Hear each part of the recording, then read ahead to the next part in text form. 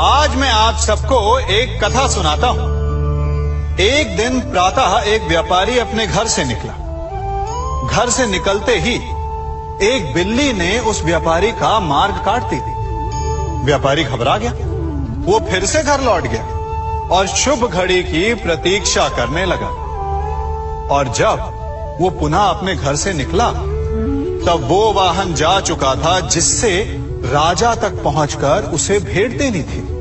राजा को भेंट नहीं मिली। राजा क्रोधित हो गए। राजा ने उस व्यापारी का व्यापार बंद करवा दिया। इस कारण व्यापारी क्रोधित होकर घर पर अपनी पत्नी से लड़ बैठा।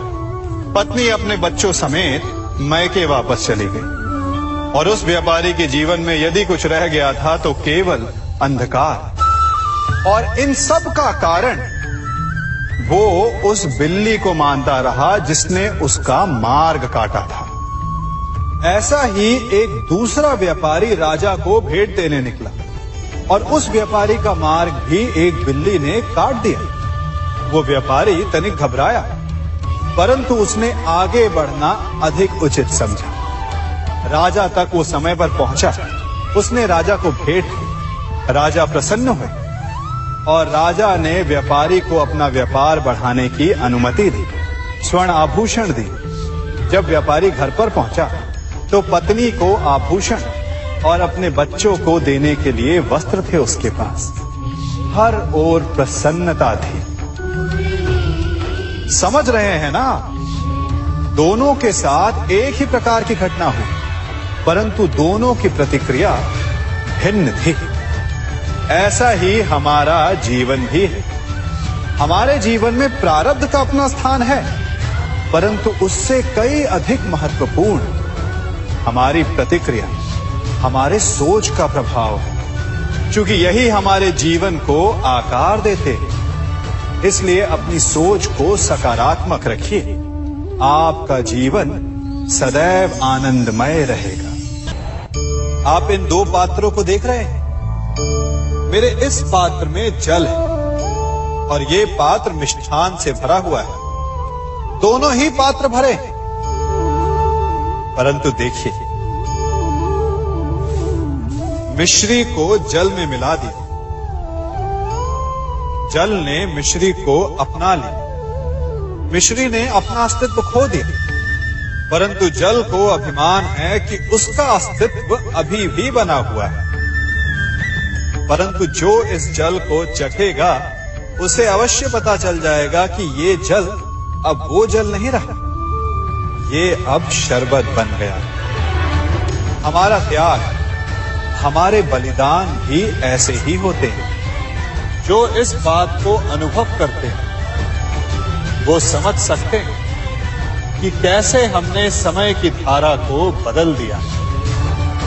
जो बलिदान देते हैं उनका अस्तित्व कभी नष्ट नहीं होता, अपितु उनका बलिदान संसार में कुछ ना कुछ परिवर्तन अवश्य लाता है। हम सभी कभी ना कभी, कहीं ना कहीं अपने जीवन में यात्रा अवश्य करते हैं। हमारी यात्रा में कभी पक्के रास्ते आते हैं तो कभी कच्चे रास्ते। पक्के रास्ते मनुष्य बनाता है और कच्चे रास्ते जानते हैं कैसे बनते हैं? चलते चलते बन जाते हैं। जब लोग एक स्थान से जाते हैं तो पैरों के दबाव से नीचे की घास कुचल जाती है। बार बार उस मार्ग से जाने से धीरे धीरे मार्ग स्वतः ही बन जाता है। और यही जीवन है, यही नियति है। जब आपके जीवन में आपको मार्ग ना मिले तो रुकिए नहीं, आगे बढ़ते रहिए और आपके पैरों के दबाव से मार्ग स्वतः ही बन जाएगा। हम सभी अपने जीवन में सफलता चाहते हैं, है ना? उसके लिए हम रात दिन परिश्रम करते हैं, कड़ी मेहनत करते हैं, परंतु फिर भी असफल हो जाते हैं। परंतु ऐसा क्यों होता है? कभी सोचा आप सबने? क्योंकि सफलता पाने का मंत्र बड़ा कठिन नहीं, बड़ा सरल है।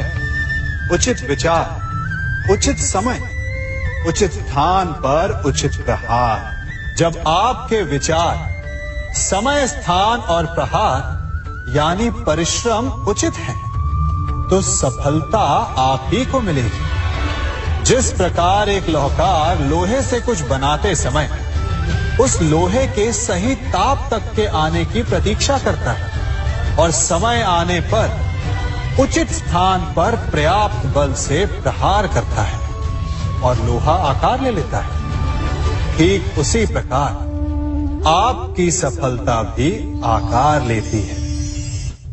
हम सभी को अपने जीवन में कभी ना कभी निराशा मिलती है, असफलता मिलती है और अधिकतर लोग इसके पश्चात भाग्य का रोना लेकर बैठ जाते हैं। कुछ कहते हैं कि जिस स्थान पर मैं हूं उससे कई ऊंचे स्थान पर होने के योग्य था, परंतु नहीं जा पाया। किसी को पीड़ा है कि उसे जो मिलना चाहिए था वो उसे नहीं मिला, भाग्य ही बुरा था। भाग्य क्या होता है? भाग्य वन में खिला पुष्प देवताओं को चढ़ाया जाएगा, या किसी सुंदरी की वेणी में वो सजेगा, या फिर उसे कुचलकर उत्पाद बना दिया जाएगा। ये सब एक पुष्प के नियंत्रण में नहीं होता, परंतु जब तक उस पुष्प का अस्तित्व है, सुगंध बिखेरना उसके वश में अवश्य है।